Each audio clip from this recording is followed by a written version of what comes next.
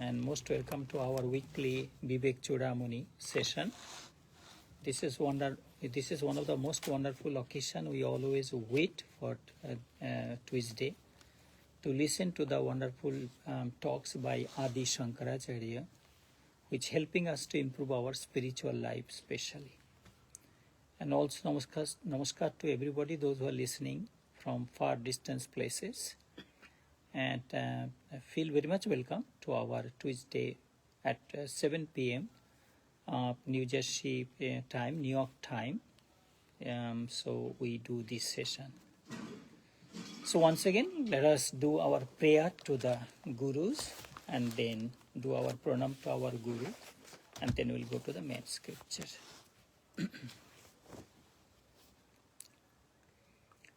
Om Narayanam Namaskritya Naram Chaiva Narottamam Devim Saraswati Chaiva Tato Jayo Mudirayet Vyasayo Vishnu Rupayo Vyasurupayo Sri Vishnave Namo Vai Brahmo Vidhayo Vasishtayo Namo Namaha Shankaram Shankaracharyam Keshavam Badarayanam Sutra Bhashyo Krito Bande Bhagavanto Punaha Punaha Sadashiva Samarambham Shankaracharya Madhyamam Asmatacharya Parijantam Vande Guru Paramparam Om Akhanda Mandalakaram Vyaktam Yena Characharam Tatpadam Darshitam Yena Tasmai Sri Gurave Namaha Om Shanti Shanti Shanti Hari Om. Brian, put the fan on please, because I feel a little hot. Sorry. So basically we are discussing that how to attain our spiritual goal. That is the main subject. In between we talked about meditation, we talked about the knowledge, we talked about the understanding our true self, and also we were talking about the 6 qualities what we need. Basically 4 things Adi Shankaracharya mentioned here, if you remember. Then sadhanatrayo chattvari kotitani monishibhi jeshu jatseva sannishta yadbhave na siddhayati. So 4 things are needed to reach that spiritual goal. And if you remember, we read in the verse number 19 that first was the nitya nitya bostu vivekaha. That is nitya nitya, what is eternal, what is permanent, what is real, what is unreal. And second one was ihamutra phalo bhogaha, and that was the viragaho. So developing a kind of non-attachment to things, vairagya. Third was 6 quality, that was Shata Sampatti, Sham, Dam, all those we read. And then last one was Mumuksha, was hanker or hunger to attain freedom. Right? Whenever we talk of the moksha, we mean freedom. Freedom from what? Because freedom from the attachment which developed because of the Maya. For example, we start from this ashram, Bharat Sevashram Sangha, New Jersey. Many of you coming for many years. You spend your money, your time also at this ashram. If you look back from the day one we entered in this property in 2000, we spent lots of time here, make so much of friends, also gone. Also, we donated fund to build this temple. I myself living here almost 25 years. So naturally, we all had a special love for this place. When you enter from the gate, it's different environment here. And we talk also different thing. And so naturally, we developed a kind of attachment even though if we do not want that attachment, still we develop. And same thing in home. From your home, you buy home, your children born out of you, and the property you buy, and that is your life. You work so hard. So it's so difficult to detach ourselves from this material object, even though we know that this is the game of Maya. It's nothing belongs to us, nothing. Next generation, they would not give that importance to next generation. When they come to this temple, they would not know who built, who gave donation, nothing. They will look for their, they will be thinking what they could do. Same thing in home. When children grown up, they take new job, they go to their own field. They don't care how dad and mom work so hard to build that home or the dining table or the chair table they buy. The feelings you have, they don't have that feelings. So it's happen everywhere, So, but difficult to cut that Maya. Even though children telling dad, mom, devote your time to spiritual practice now. But we can't do that.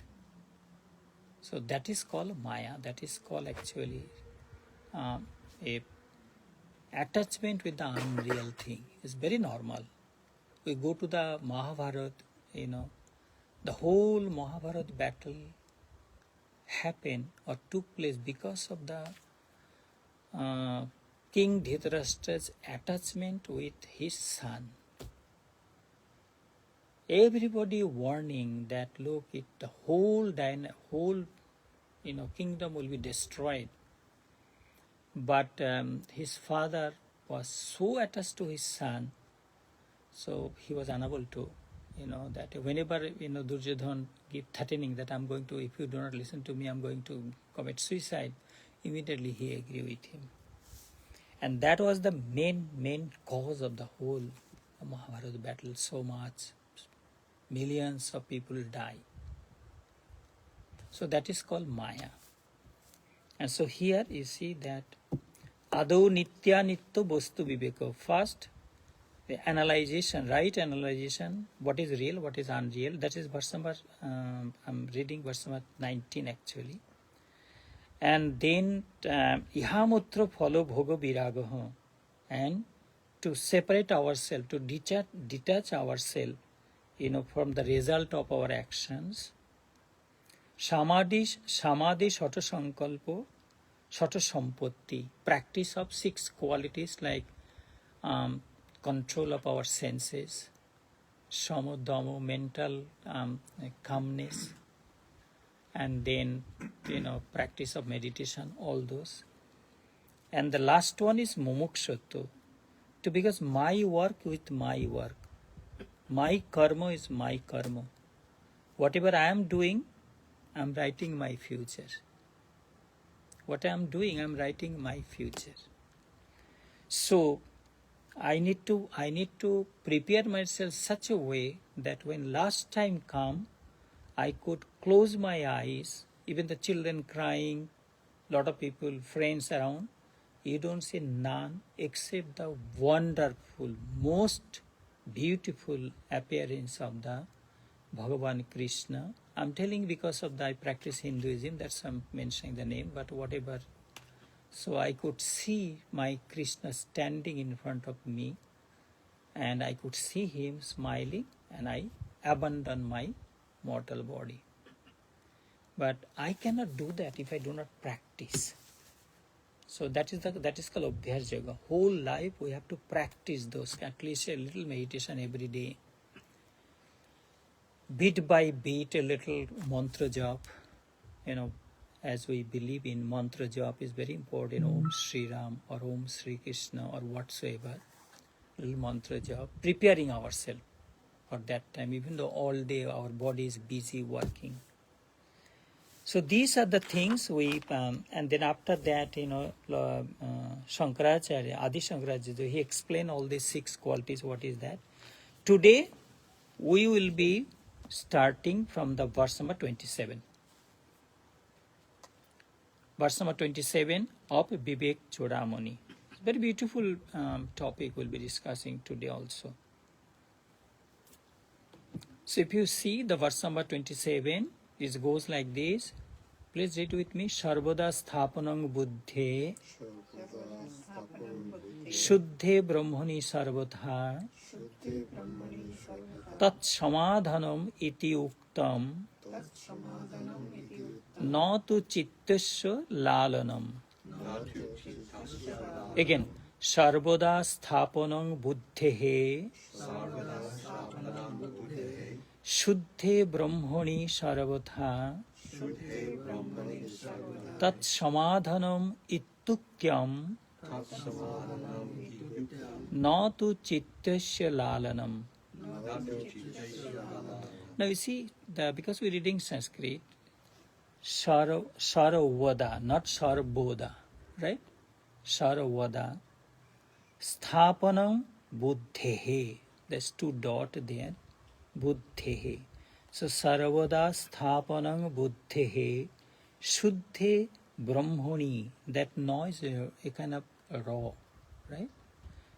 Shuddhe brahmani sarvatha tat samadhanam ittuktvam na tu chittasya lalanam. That is how we read the whole verse. So what it says, see, I have the Hindi here. Let me go to the English one. Yes. Not the mere indulgence of thought, but constant concentration of the intellect on the ever pure Brahman is what is called samadhana or self-settledness. Is one of the point of the 6 Shata Sampatti. You see, Shata Sampatti, 6 qualities, what they Sham, calmness or mind control, this we read. Dam, sense control. Titiksha, the ability to endure hardship and adversity with life. Shraddha, faith. Uparati, detachment or cultivating a sense of detachment from worldly desires and activities. Samadhana, that is the point we are reading, we are starting from here. Repeat the verse.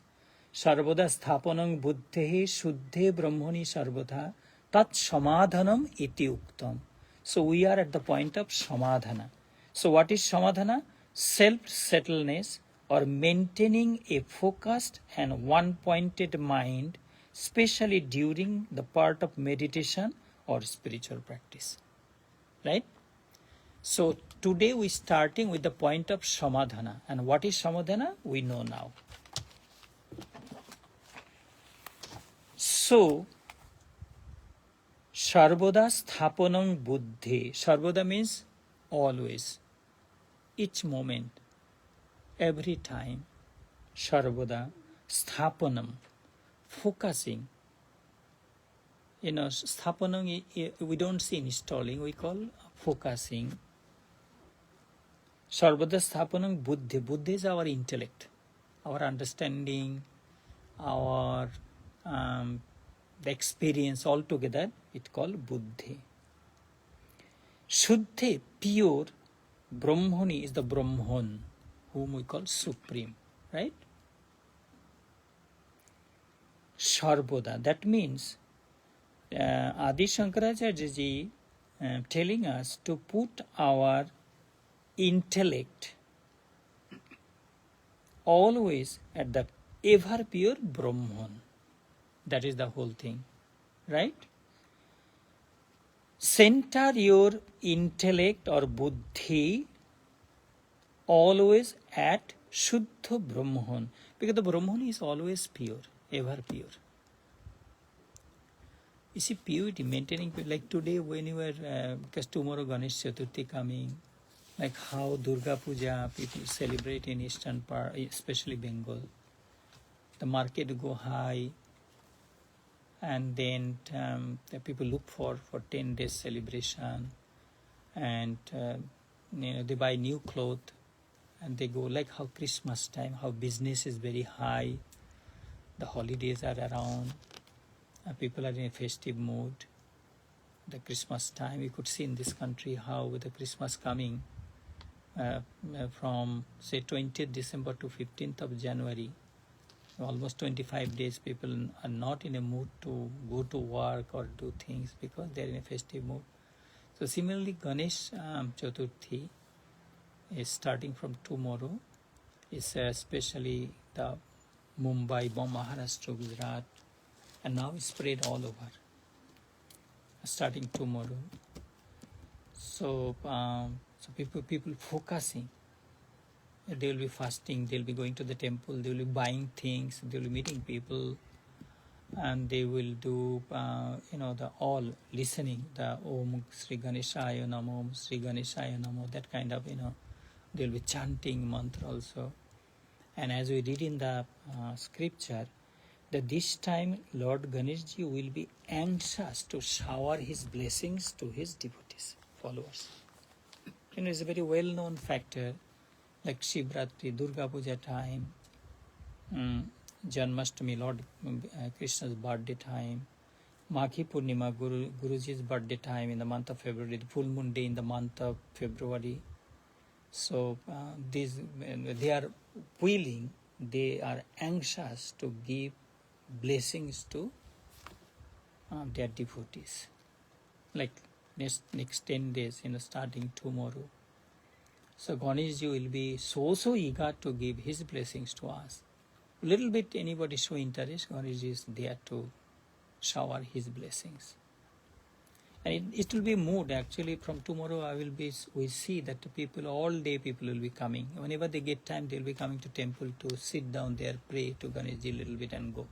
All day, people find out little time. So, center your pure intellect. I was talking of the purity. So I was talking to our priest to put Ganeshji Sattika dress. What is Sattika dress? Sattika is the divine qualities, because a dress also reflects that. If you put red cloth, he was putting a red cloth to Ganeshji. I say that look Rajashik. Rajashik is ahankar, pride. Pride, ego, that represent red color. So I tell him, nah, don't give red color to Ganeshji. Put Sattika. Ganeshji should look Sattika appearance. So Sattika is the whitish, around that, the white. So when people see Ganeshji with the Sattika appearance, and that Sattika, that also transfer to his devotee's mind, they also feel the touch of Sattika. Sattika means the divine qualities. Love, benevolence, sacrifice, feelings for other, helping other. Sattika quality is the last step to enter the house of God. So I tell him that, find out clothes. As soon as people come to temple, they see Ganeshji and they feel Sattika. And we try our best. If you look at Ganeshji, the new dress, we try our best to give that feelings. Because the red color represents ego and all these things. Dark color, is represent, well, if you see the Islam, the Muslim women wear the dark cloth because they have their, the philosophical explanation behind that, which I do not know. But in Hindu practice, a dark color is represent like shok, dukkha, sadness kind of thing. So that's why you don't see here, we don't use any dark cloth to any gods here. But every religion has their own setup and historical background, and their explanation also, which I do not know, but I know because I practice Hinduism, so I know in the Hindu, system. So, but maintaining purity is one of the most difficult job. Just imagine in our own mind, so many times you feel so heavenly, open-minded, smiling, accommodation for everybody. You don't mind to give your most loved things to other people. But same, we again, we are Rajashika. Like we have ahankar, the pride, ego. We are dominated by pride and ego, and we talk differently, we look different also that time. And then same, we are dominated by the tamoguna. What is tamoguna? All destructive. It's kind of self-destruction, destroying other, breaking the peace and stability of home, of our own mind, and wherever we go, in office, everywhere, because the same, because I'm dominated by the lower qualities of life. It's all happened to us, even in one day, sometimes it happened. Morning time you are Swatika, daytime you are Rajashika, evening time you are in Tamashika, again night time maybe you feel a little touch of Satvika. It's always happening. That's why to maintain that purity 24 hours is very difficult. But here, Adi Shankaracharya say that center your pure intellect to the pure Brahman always. Tat Samadhanam. This is one of the 6 qualities, Samadhan. Self-settledness or maintaining a focused and one-pointed mind, especially during the period of meditation. That is called Samadhana. So, Tat Samadhanam iti uktam. This is how it is being told. This is Samadhan. Natu chittasya lalalam. Not to pay attention, not the mere indulgence of thoughts. Because, chitta means our mind is always chanchal, restless, right? It's always, chittasya lalalam is always very restless. Our mind is very restless. And if we entertain the restlessness of our mind, sometimes you see how it is. You may see somebody, right? You are not telling. You see somebody, you will understand that he or she is very restless. But you cannot tell, because living at one place or working at the office, same office. Sometimes in office also you'll be realizing that the person many days you working together, sitting side by side, but today he looks so different, that accommodation, that politeness is absent today. So what you do by your own buddhi, you just focus your own work, you just overlook that, not to communicate for that day. Maybe same person tomorrow will be different. It happened because you all going to office, you know how it is. So, not to chittasya lalalam, not to entertain the restless nature of the mind. Because if we entertain the restless attitude of our mind, then we will be losing our stability, peace and calmness of our mind. So, the suggestion and the advice of Adi Shankaracharya is that we should focus our mind at the pure Brahman. What is Brahman, Pritesh? What is Brahman? What do you understand by Brahman? Brahman is the supreme being. What is? It's a fact, or it's a philosophy, or it's a matter? It's a fact. It's a fact. When you say fact, you feel like Brahman has an appearance? No. It's a formless energy or power. that exists, but we cannot see it, correct? Yes, not with human eyes, no. So the Brahman you talking, is it just dwell or exist in this planet Earth only?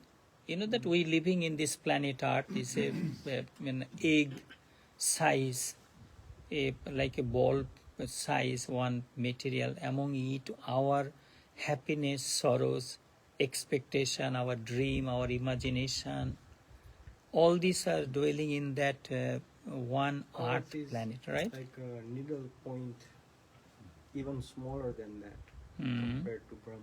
Brahman is Very vast. good. I'm so happy that we gave the good. We could see now, that Preet is coming many years now, 13 years now, and now he understand. Brahman does not mean you want to add look like something. Your face looking like you want to add something. So, we use the word soul. So Brahman would be that towards which our soul is growing towards. That which is calling us all, every being, every element of this universe is being called forth and brought forward by how. So he say that Brahman is like soul. Brahman is basically ocean, and souls are smaller than a drop. So Brian, That Brahman. which causes the soul to grow. Not that Brahman is soul, but that towards which the soul is growing. It gets attracted. It gets attracted. The soul gets attracted towards Brahman.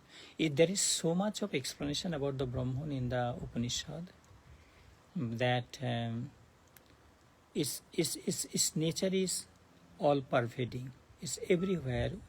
It's like how sugar is in cane juice or salt in the Atlantic Ocean water. When you go to the ocean, you don't see salt there. The salt is there. So similarly, Brahman does not dwell at one place. Everywhere.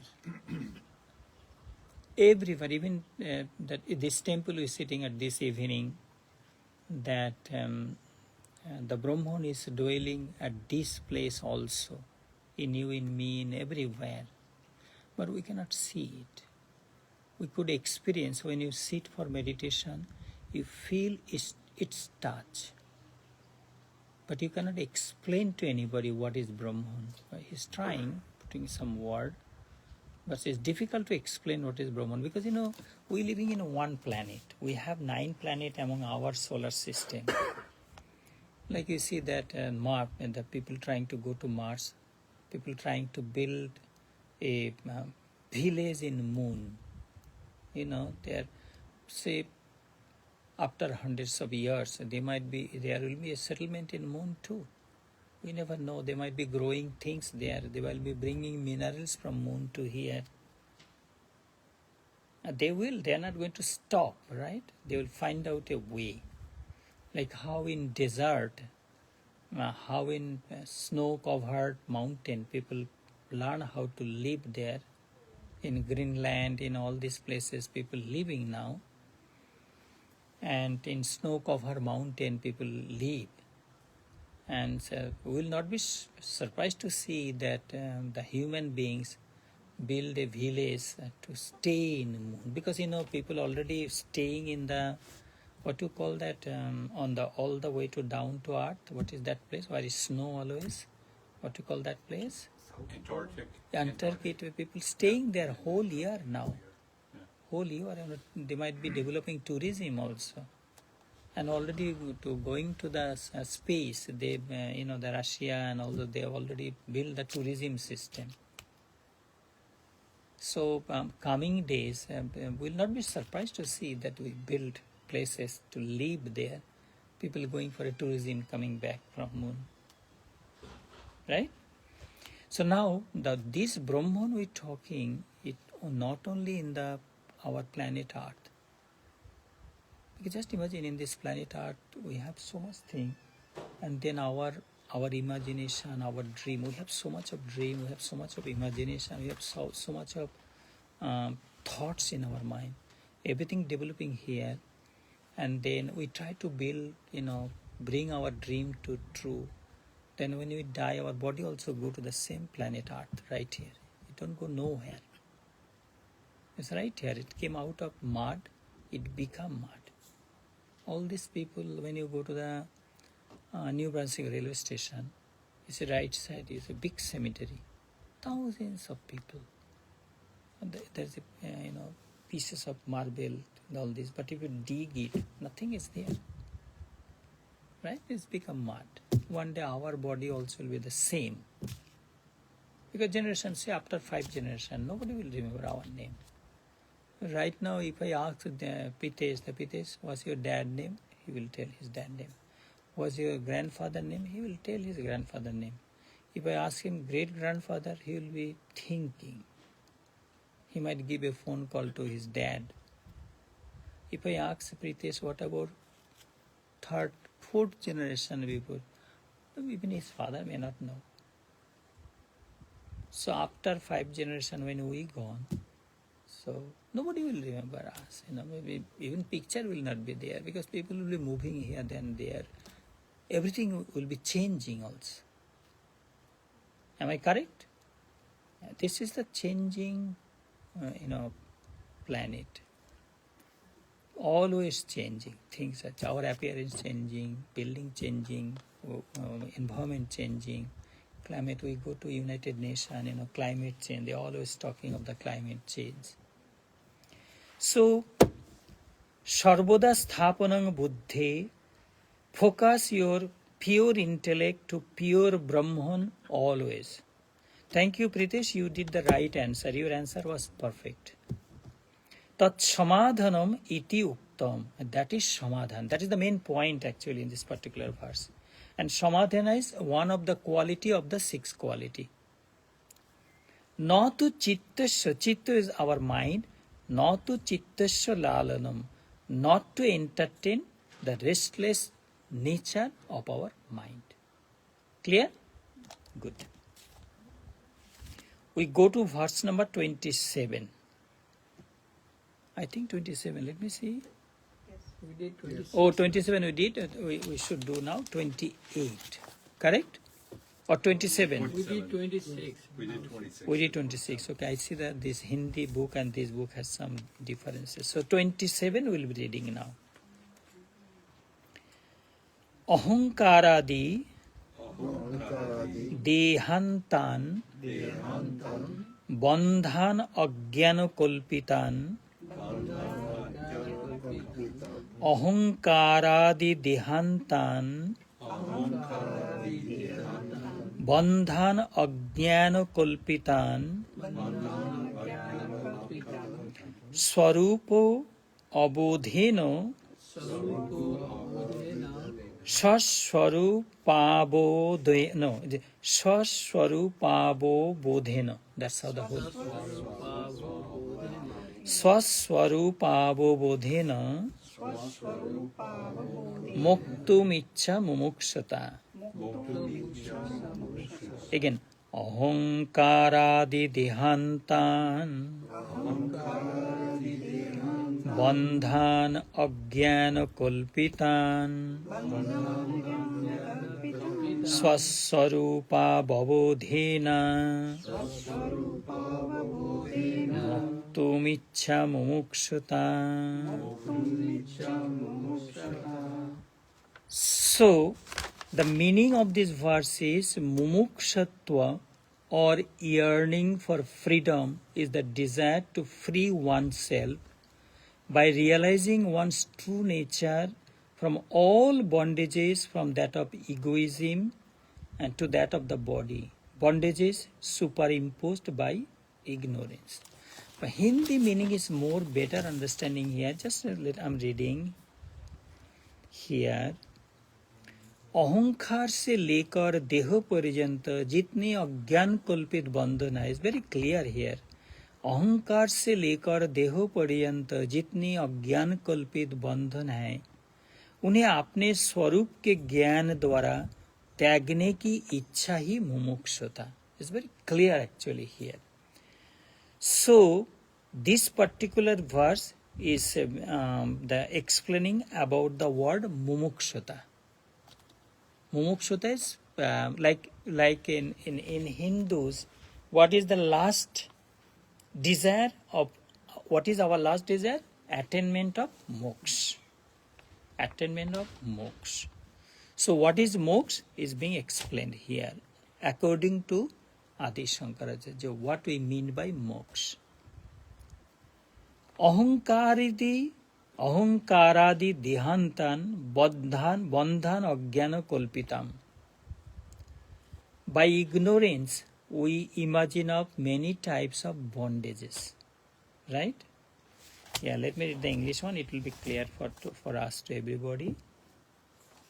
Yeah, mumukshutva yearning for freedom is the desire to free oneself from all kind of bondages.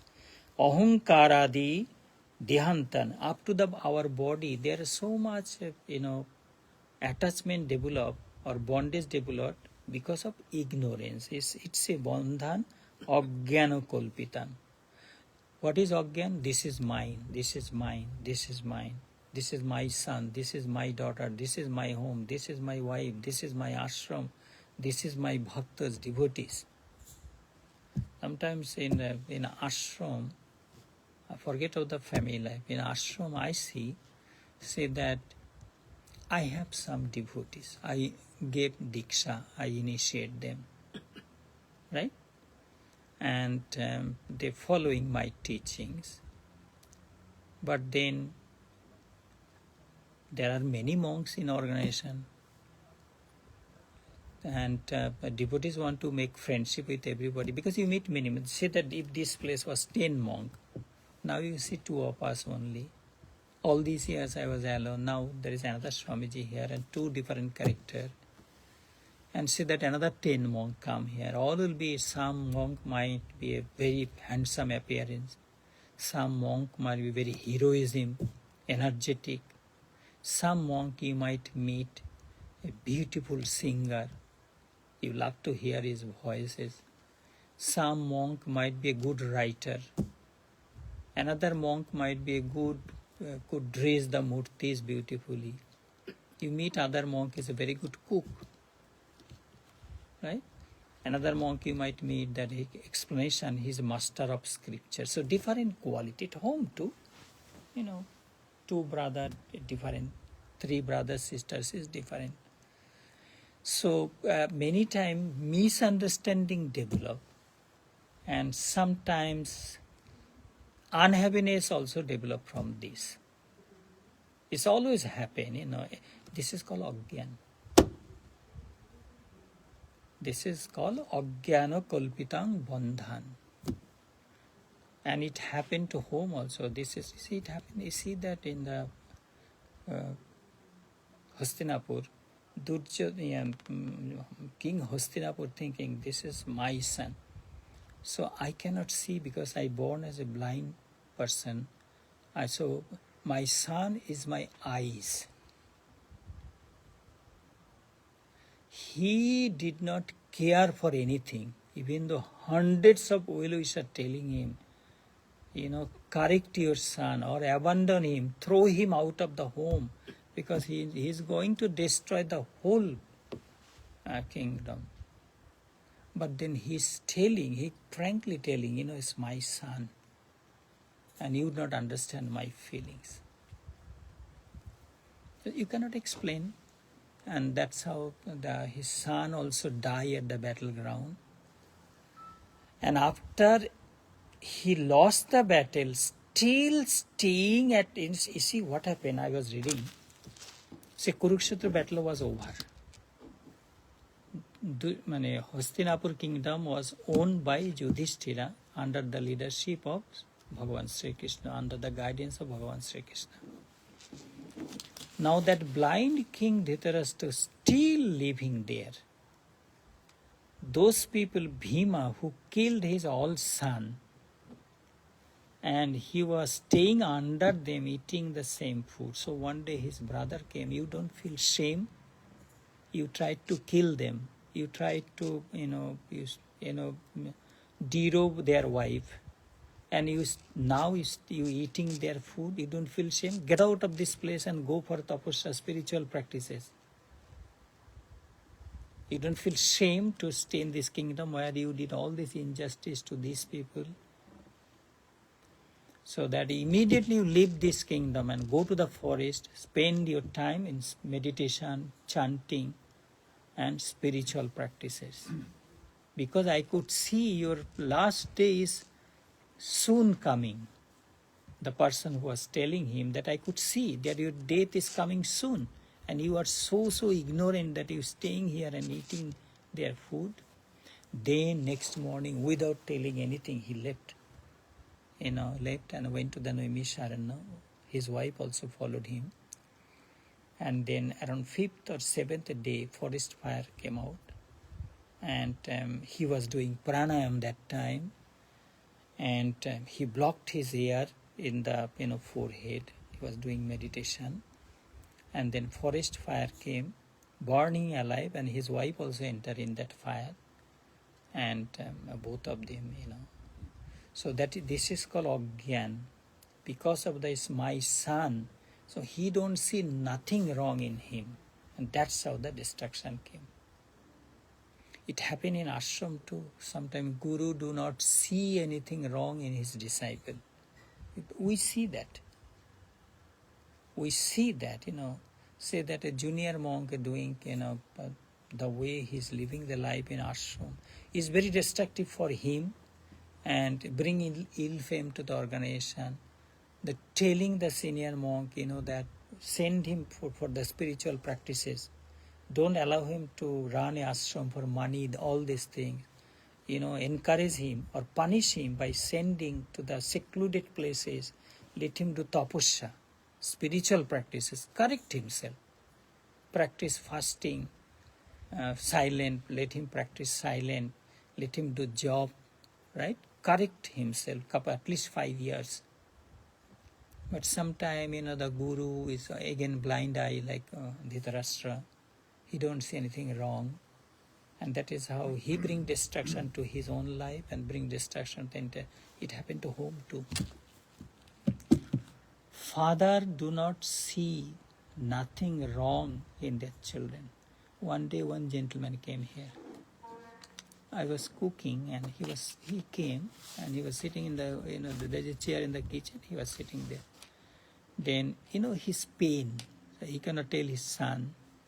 So he came here and that I don't have any family experience, zero. I don't understand it at all. Because my whole day, I'm in the spiritual world or maybe music. And even if I do music, that also roam around spiritual world. Even though I'm singing, that singing word also devotional. I don't sing the light vocal music, right? So now he's still, but he need to open his mind. That pain he's going through, he cannot tell his son.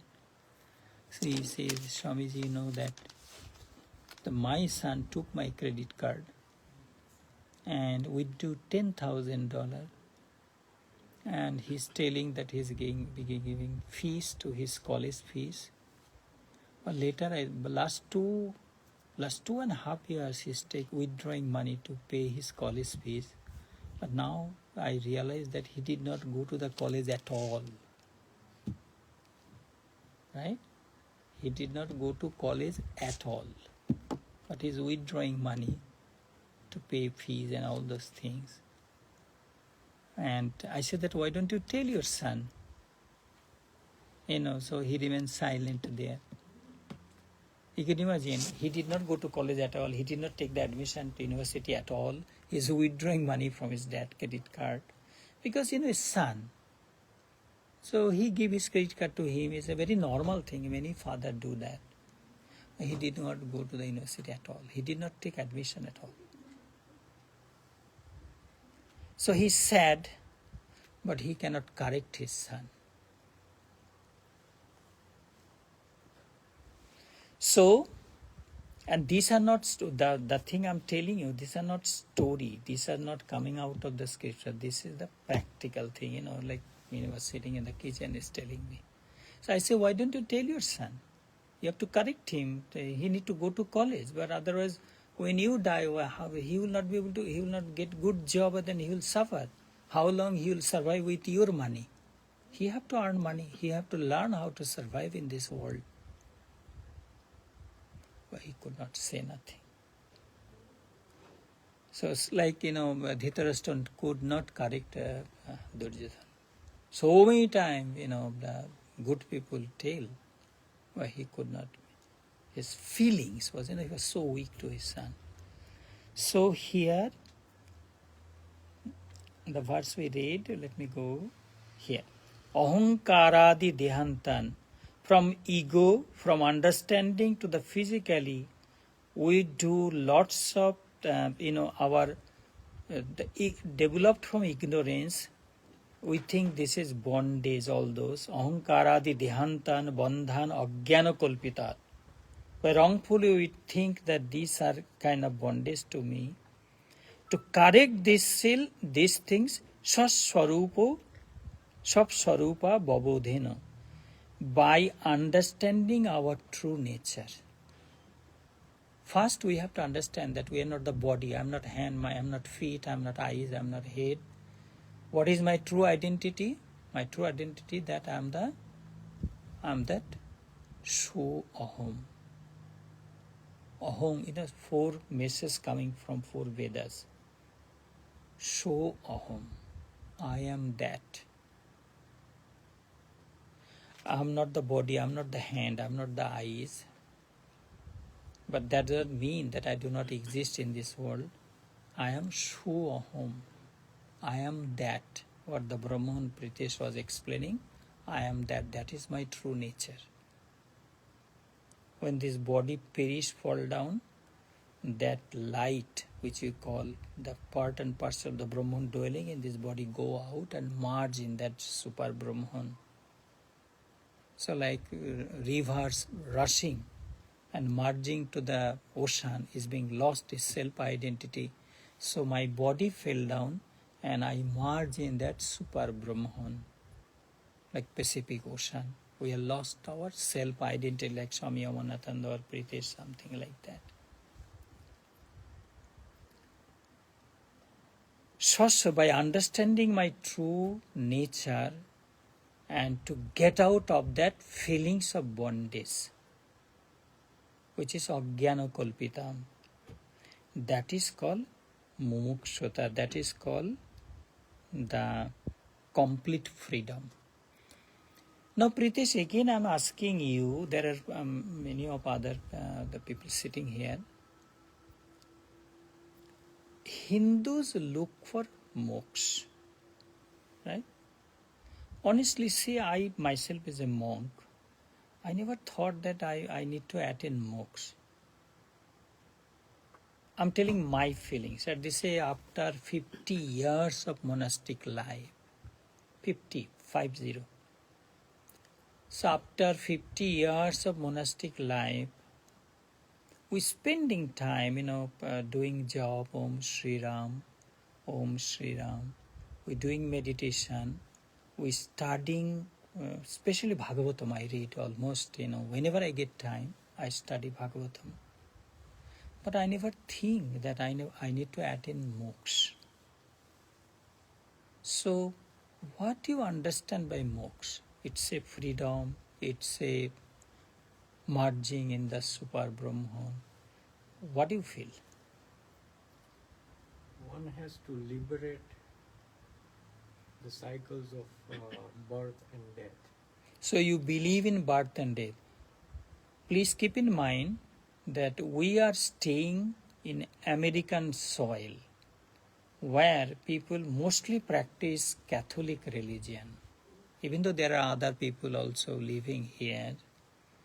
But Catholic religion, I'm sure they do not agree with Hinduism of the rebirth system. You understand me, correct? Yes. Okay. But that was the old concept for Catholic religion. Okay. The new, at the current level, they are also agreeing with Sanatana Dharma. A philosophy of rebirth. Yes. Okay. Not only rebirth, but some are going as far as so many hundreds of births back in history. They believing. No, they're proving it. They are proving it. Yes. I see. Okay.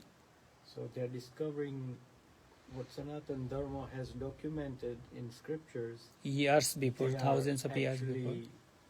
They agreeing They agree. gradually, Yes. gradually. So our main question was to you, what you understanding by this mumukshata, what Hindus looking for? Well, they're trying to vaguely achieve moksha, vaguely. They're not sure what moksha is. They're not sure. They're not sure. Hmm. But my understanding of moksha, Mm. in this birth or current birth, Mm. one has to get rid of all the desires. Mm-hmm. Hunger, hankerings. Anything, you just let it go. So that is called complete freedom. Liberation. Freedom is different. Okay, Liberation. okay. You liberate your thoughts, your desires, and the path becomes clearer. You will automatically go towards moksha. Okay, so what do you understand by moksha? You hearing us, right? Mm-hmm. So what you in short word, that what, because Hindus, as a Hindu, we're looking for, our final goal is to attainment of moksha, like Buddhism, nirvana, attainment of nirvana. So what you understand by moksha? Well, by liberating from ego and all this attachment, it gives the peace in our mind. Mm. The most beautiful thing, it gives the peace, it brings the happiness in our mind.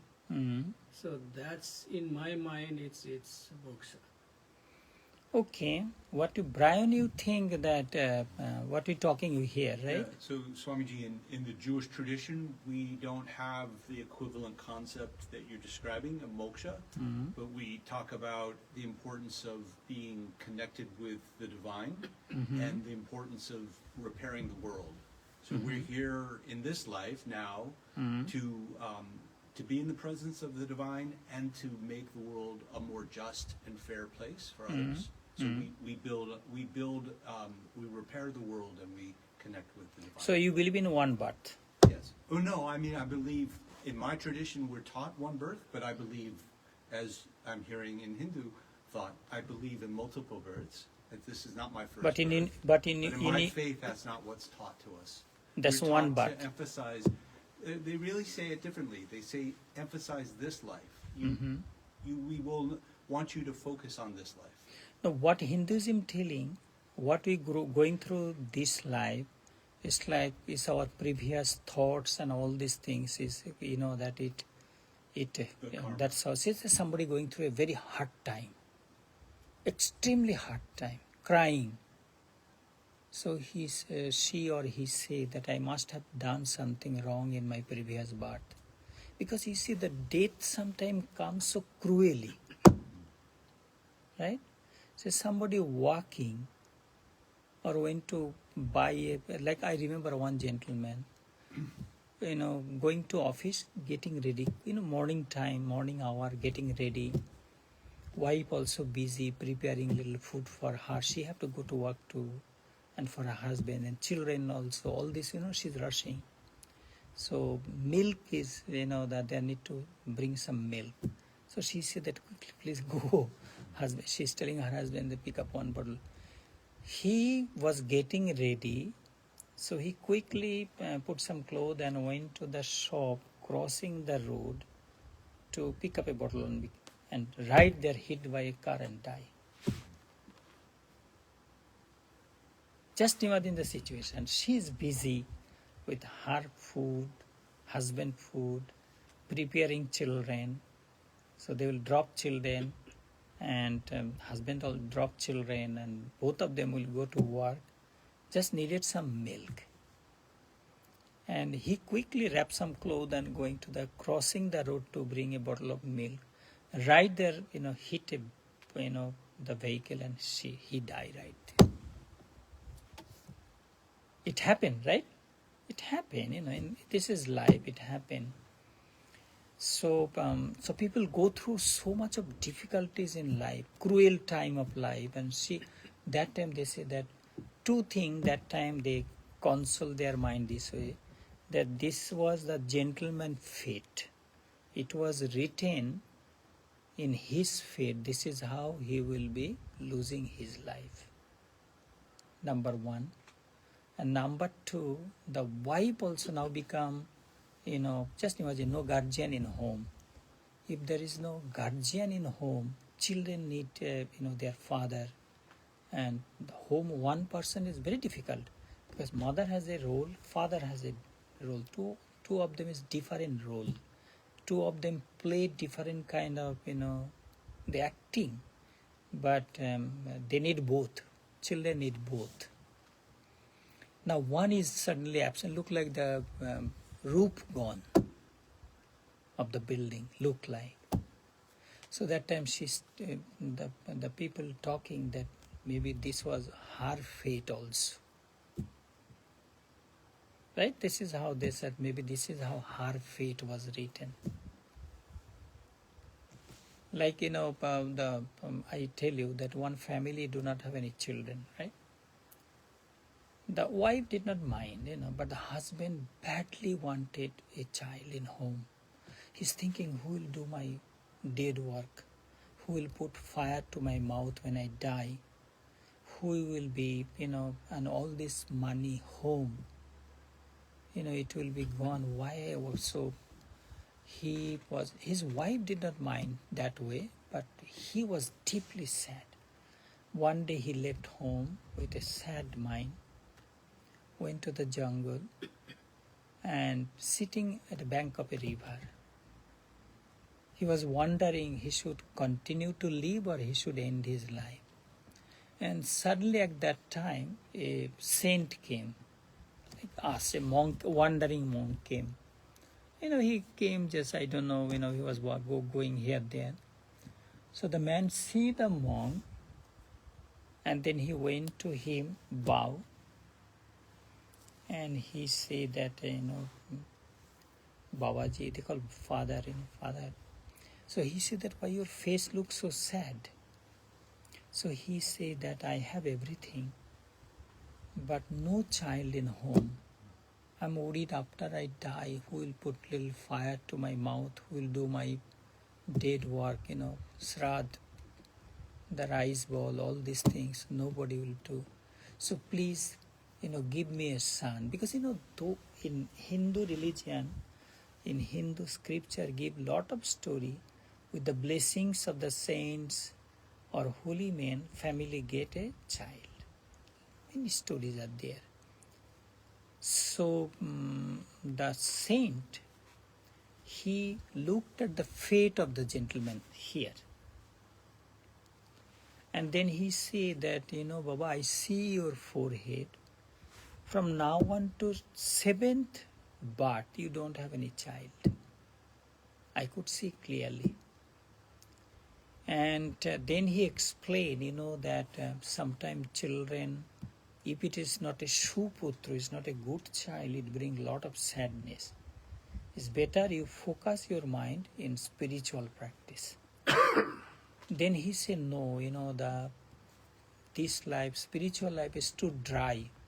I want a child in my home, will be playing around, I could, Then the saint, this story, many stories are there. Then the saint, put this hand, Om, a ripe mango came in hand, a fruit.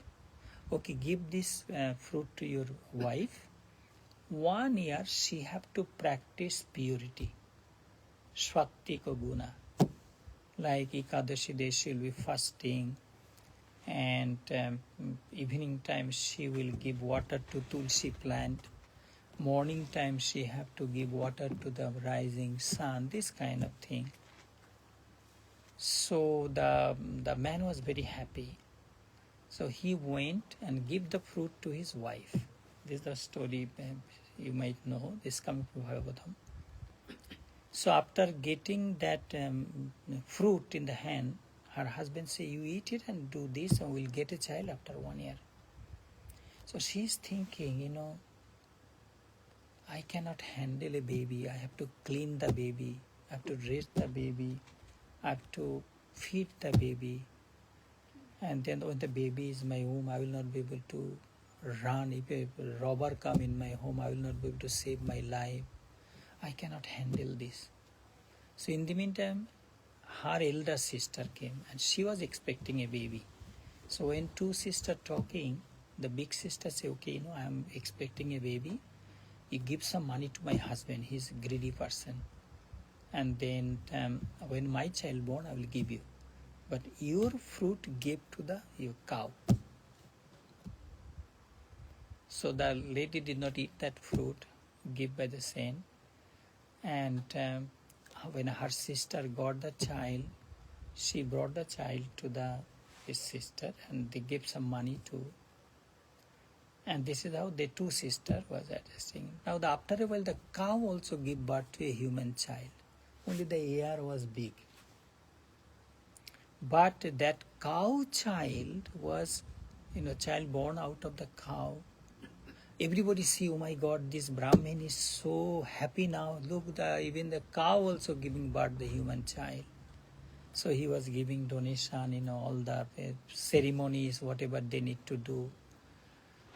But the child born out of the cow become one of the finest child you could think of, or good quality. And the child, she had other one, that was a kind of terrorist in a home. Basically, a terrorist in a home. A time came, he will be beating his mom, give money. He will be doing destruction. A lot of his father was, so that son born out of the cow, he said, Dad, this is the time you leave for forest. Otherwise, a very sad days will be coming to you. So he left. And the boy born out of his sister, so he used to beat, push him to the floor, give money, kill him also. Out of sadness, she jumped into the well. So father died, mother died. He started to go to the bad women places. He used to bring the bad women in home. And that these women used to demand money. He used to go outside robbing. And one day, he was lying, and all the ladies was, they were thinking, this man steal wealth from other people's home. One day maybe, he will be caught one day, and that's how will be a problem. Just kill him. So while he was sleeping, they put fire in his mouth, and 5 women was there. They sit on his body and kill him. And then those women left. And the child born out of the cow, he went for a pilgrimage, holy places, going to the Rishikesh, Haridwar, Ganges, all the pilgrim side. And then he came back one time, midnight, to his own village, own home. And hear a lot of, somebody crying in that home, jungle everywhere, somebody crying, a wind coming, suddenly fire coming. So he said that, who are you in this appearance? Then that unseen spirit crying and say, brother, I am your younger brother. And I did all this sin, and that's how I become a bhoot, ghost, goblin, Please liberate me.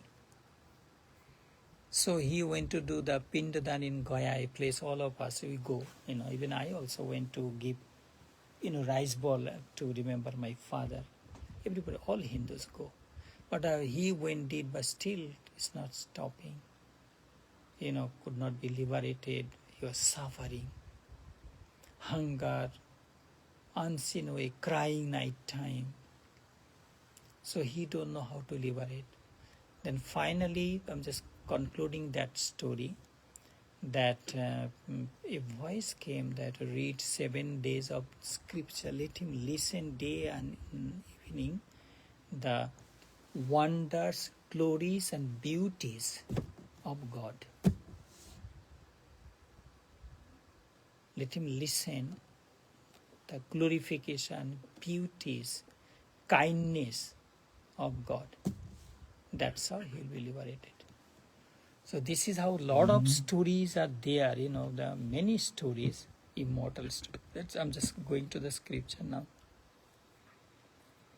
So we're talking of the moksha, right? And I was telling that like we monk living, you see the Vishnu Swamiji here. He had a wonderful the personality. And you could see he's very disciplined. He don't talk too much. A beautiful personality he has. But if you're asking that Swamiji, do you know what is moksha? He will look at you. He really do not think of moksha. Honestly, if you come to me that Swamiji, do you think of your moksha? So I will also think over what you're talking. So we monk living in the monastery, we're not thinking of the moksha. And you people living in home, I don't think you have time to think of moksha. I don't think so. The Sujit get time to sit down and sitting under a tree and thinking what is moksha.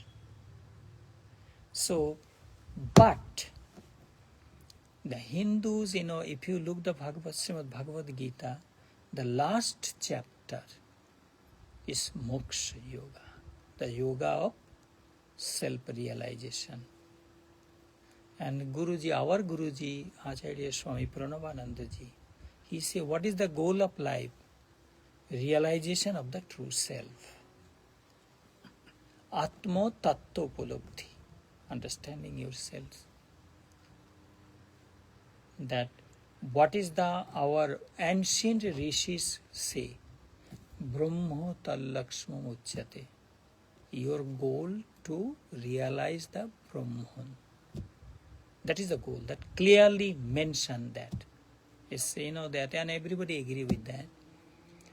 But none of us, we living in the monastery, we are not thinking of the moksha. So I really think of how to attain moksha. Believe me, I read Bhagavatam, I'm doing this thing, that thing, doing little meditation, but I don't think that, I will be attaining moksha. I don't think Vishnu Swamiji are thinking of the moksha. I don't think you all thinking of the moksha because it's busy, going morning time, rushing to office, coming evening time, what to eat, things need to do in home. It's already 10 o'clock, need to go to bed tomorrow again, or have to rush to office again. So none of us thinking of the moksha, but then again, our goal is to attain moksha. So what now, the conclusion, after, that is how coming the rebirth system, that this is how we will be learning lesson from our life. And we will be experiencing joy and sadness both in life. There will be many ups and downs in life. Our life will be teaching us that what we thought is mine, I own it, is actually it is not. And like say at the age of 50, there is no value of your physical beauty anymore. You reach 60, that there is little value of your money anymore, because 60, 70, sickness coming, pressure high, you going to doctor, cholesterol high, heartbeat starting, this kind, that kind, spending time in medical places. At 80, you don't have no value because everybody avoiding you. Maybe you put on the, what you call, old age home. Your money, you cannot travel alone too anymore. That okay, you have money, okay, let me take a tour of 45 days world tour cruise. You can't do anymore. Your children will be dead, you can't do that. They'll be putting machine that you are 80, 85, you say that you're living in New York City and your child living in Australia. From there, they will be watching when you're eating, when you're going, where you're going, because system is there now. You understand? They will be controlling from there. They will be controlling from Australia. Even though dad living in America, they will see where dad going, what dad doing, what dad you did not, your dad or daughter will be shouting, Dad, you did not take your medicine morning time. Why are you smiling? Am I correct? It's happening because, this is the modern technology. The people come to me, they say that like, how you see that I'm not mentioning her name because people listening here. She always say that I could see my dad did not take medicine, so from here I scream. The dad you didn't. So the dad say that that I need some privacy. You took out all my privacy. I don't have any private life. So what your privacy? So daughter shouting. So it's happened. I don't know Moti does the same thing or not, but they do. The machine is there. Could see that what your dad doing now. After that's. So let me complete this one. So we're talking of the moksha. We're trying to understand actually that what we mean by moksha. Like Bhagavad Gita chapter 18 telling Sarva Dharman Parityajya, Arjuna, abandon all of your ego thoughts, what to do, what not to do, pilgrimage, austerity, charity, all these things you just forget. Sarva Dharman Parityajya, good, bad, everything. Mam ekang saranang braja, just think of me and do your duty, given duties. Clearly, at the end of the Bhagavad Gita, Sarva Dharman Parityajya, that we think we do charity, pilgrimage, Guru Diksha, or we do this, that many times of our performance. You see, Lord Krishna say, abandon everything, just think of me and perform your duty. Aham tuam sarva papebhyo moksheswami. I will remove all the darkness and spot from your body. I will make you clean. Aham tuam sarva papesya moksheswami. Ma shucha. Don't worry. It's in the chapter 18, So, put your thought on me. Worship me. Do things thinking this way that this is your puja. Morning to evening, evening to morning. Whatever you do, eating, exercise, working office, taking care of your children, grandchildren, think all of your puja to me. Let your life be pujamoy, that you like a pujari in the temple of life. It's clearly mentioned. So that is one way when Lord Krishna telling that Sarva Dharman Parityajya Mamekam Saranam Brajo Aham Tuang Moksha Swami Mashucha. So that is one explanation of moksha, attainment of moksha. It's a practice actually. Say that Sujit went to office morning time, doing his thing, what need to be done, office duty. But to think that this is also my puja, it's not easy to practice that. Because we're telling Yat karoshi jadasnasi jadjuhoshi dadashi jad, whatever you do charity, whatever you do work, whatever you worship, take is all your puja to me. But then he going to Bloomberg, working all day, but it's difficult to think this is his puja. I practice is because I live in a monastery. I think this is Guru's body. This land, ashram land, is Guru's body. Because I live in ashram, and like today I went to bring my mail, right? I see half piece of cigarette falling there. So many people walking, coming, nobody care. But I live here, so I pick up that piece of cigarette. Then I piece another piece of cigarette I got there. I pick up then because I think this is my Guru's body. So I pick up and throw. You never see a piece of little dust anywhere. I try to pick up and keep it clean. I think that is my spiritual practice. This is my Guru's body. Like how do the Guru Seva.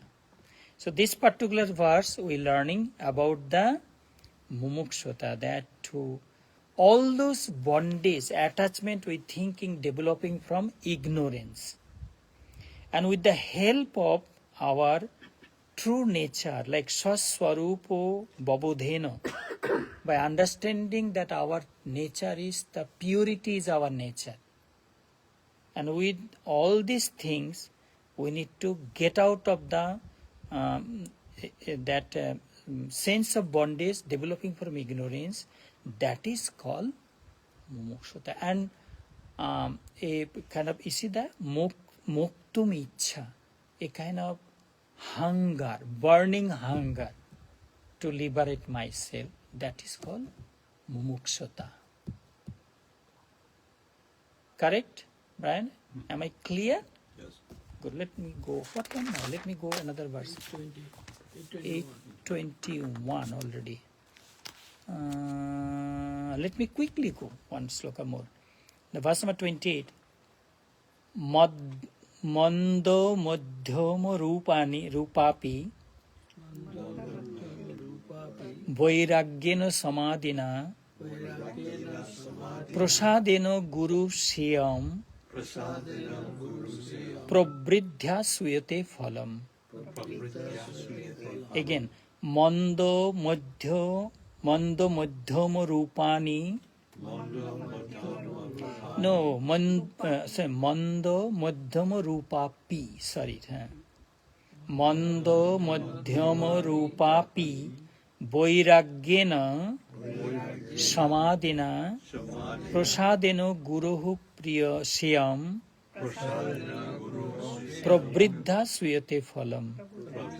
It's a very beautiful verse. Quickly I'm finishing, but next day we will be starting from here. Even though slight or moderate, this yearning for freedom through the grace of Guru may bear fruit by means of vairagya and so on. Mando madhyamo rupapi vairagyena sama. All these 6 qualities we have been discussing last couple of sessions. Even a person practice in a moderate way, like sham, dam, titiksha, all these qualities we talk. If somebody practice in a moderate or slight way, prasadena guru, by the blessings of Guru, Siyam, freedom through the grace of Guru. You see here, prasadena guru hu siyam pravidha swete phalam, may bear fruit. Means all these 6 qualities, if we practice in a moderate way, in a slow process, still one day with the blessings of Guru, we might reach our final goal of life, that is attainment of moksha. This is a big sloka actually, that we're talking of the Guru Kripa. I see that at the Bharat Sevashram song, after all puja, everything done, we sing Guru Kripa Hi Kevalam, a different tune. So Guru Kripa Hi, the only blessings of the Guru. We see many monks in our organization that you cannot imagine how much they achieve. Mukam karoti bachalam. Guru Kripa, blessings of Guru, can make a dumb person eloquent speaker. Mukam karoti bachalam. Pongung langhayate girim. By the grace of Guru, even a lame person can go to the Mount Everest. So, mukam karoti bachalam, pongung langhayate girim. What is after that? Yat kripa tvam aham vande paramananda madhavam. That we bow down to that Guru, we do glorify that Guru who represent Madhava.